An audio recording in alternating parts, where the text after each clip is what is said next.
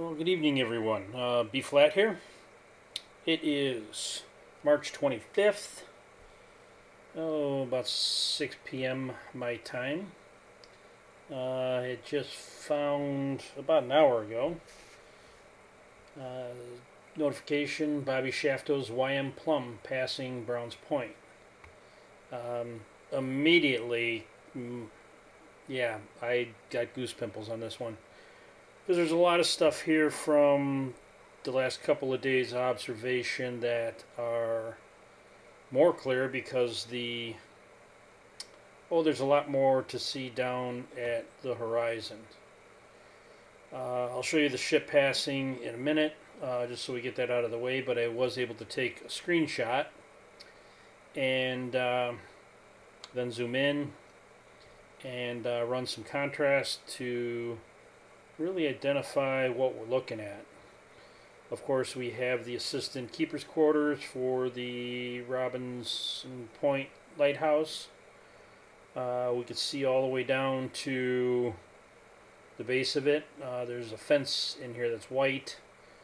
Below that fence area, we get down into where the high tides and winds drive the driftwood up onto the beach, and the beach would be down below it. There's a gray house, or a bluish gray house here in the distance, and then there's a darker gray house right here. Not only is there a gray house here, but there's a gray house behind it. 16 meters of overall height from above sea level to the top of the back structure. I'll cover that in a minute, just so we can really get an understanding what this is. It's dark in color.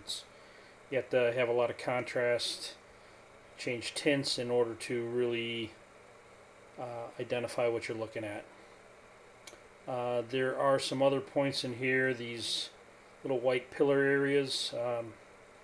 In the tote observation, there was mirage at the furthest distance, and these white pillars were taller because the fold line was right at the base of them. They mirrored downward. They were more pronounced.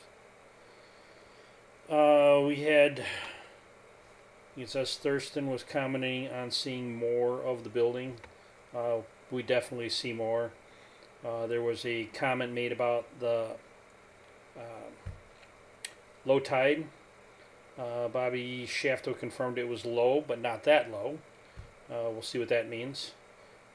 Thurston was looking at a 0.2 feet, I think it was, change in difference from the 20. I think he was trying to look at 20.2, or it was only a 0.2 or 2.2 change.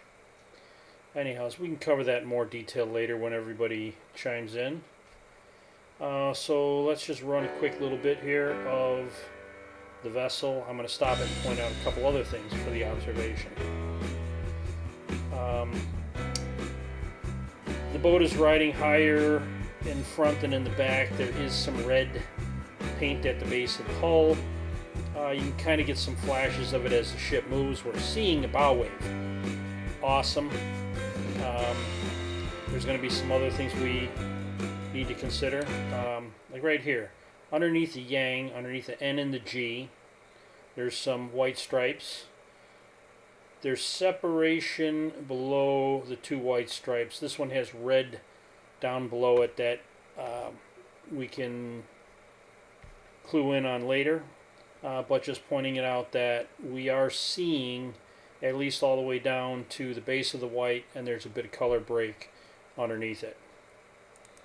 So as we keep on going, again, yeah, we're still seeing the bow wave. We're seeing down to whatever height that bow wave is, and we're seeing the wake at the back traveling behind it. So this is all well and good. We will not see much after he gets near Point Edwards, I think it is. actual water line is high on this rock here, which indicates a truer position. We had the second ship, the Mirage, had the water level stopping here, and you entered into that mirrored zone.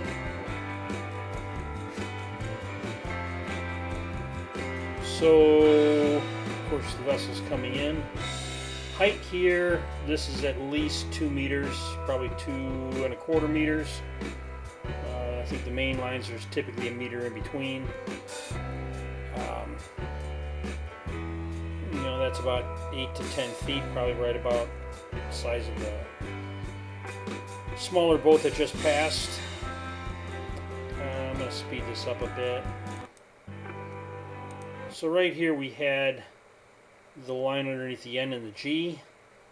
We had the white, we had a color separation below it, so we were right at this level. You know, bobbing in and out, I could at least envision, but I'm not too far off if there was a separation under the white. What we were seeing was at least down to here. We can continue. If we wanted to judge the man's height based on what we're seeing here, if he was a 5.5 foot individual, well, we're about 5.5 feet. But as we get closer to the end, we can see how the red is tapered off, and these markers here would have indicated about a meter. So, you know, she's riding a little heavier in the back than in the front. Not a problem, but I made a comment earlier to Thurston about a 1 meter marker at the back, so I just wanted to validate that. So let me get into this image adjusting, which was right here. Of course, we got the Point Robinson assistant keepers tower here. I'm calling the water line somewhere here. I mean, it's speculative because we could have the run out of the beach, the sandy rock in front of it, but somewhere we do have water that we have to identify. You know, maybe changing some of the contrast, and I don't want to do that quite yet. I want to focus on this blob right here. There's a drive that sneaks back out into this area, and this line right across here where the crosshairs are, that is a seawall. Straight level seawall. There's 2 houses next to this one that have kind of a common seawall stepped effect, and we get into those measurements sometime soon. This particular house has an irregular pile on the front corner of boulders. It's more of a natural boulder seawall, and they have a path that kind of snakes down and wraps back for the beach access. So let me see if I can play around a little bit here with brightness. You could definitely see that this has rectangular structure. This is a building or multiple buildings in some regard here, and that darker line is definitely a structure. So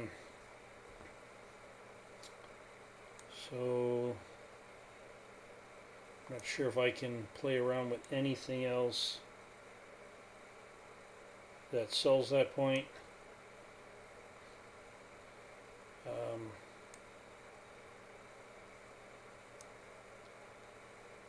But anyhow, we can move on. Google Maps.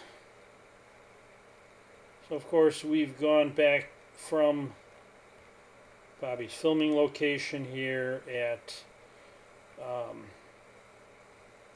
Ghost Log by Mary Cross. This is his filming location. We have to this cluster of houses, roughly 11.2 miles. If we wanted to center this up on the seawall, we're still just about 11.2 miles, so we'll use that.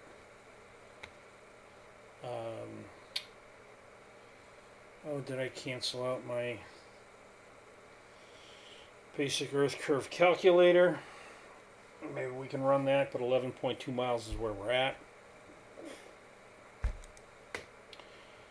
So if we take a look though at this compound area, would be nice to be part of this clique. Got a helicopter. We've got the irregular corner anchorage of boulders. This house has a pathway that leads down to the beach.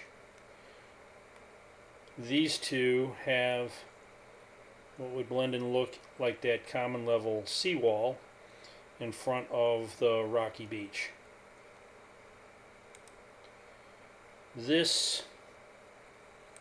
That doesn't happen again. This particular drive seems to want to snake up into this area. I mean, the angle that we're looking through it would lead you up into that area. But this gray mass, which is hard to see in the contrast, and this gray mass blend together. And I haven't gone farther up the hill to see what's up in here, but these two roof lines tend to blend together, and all of the shape and detail of this would not be apparent. We've got a back roof line here that is being called out by Google Earth as 16 meters. Get different readings across here, 15 to 16 meters.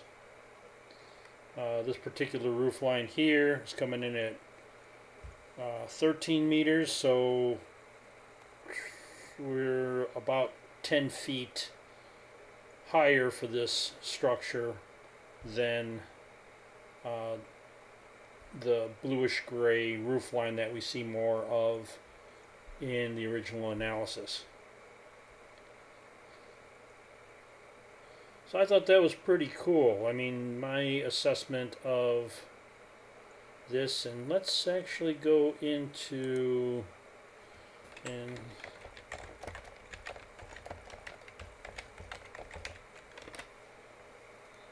there's curve calculator, omni calculator should work. Miles, 11.2.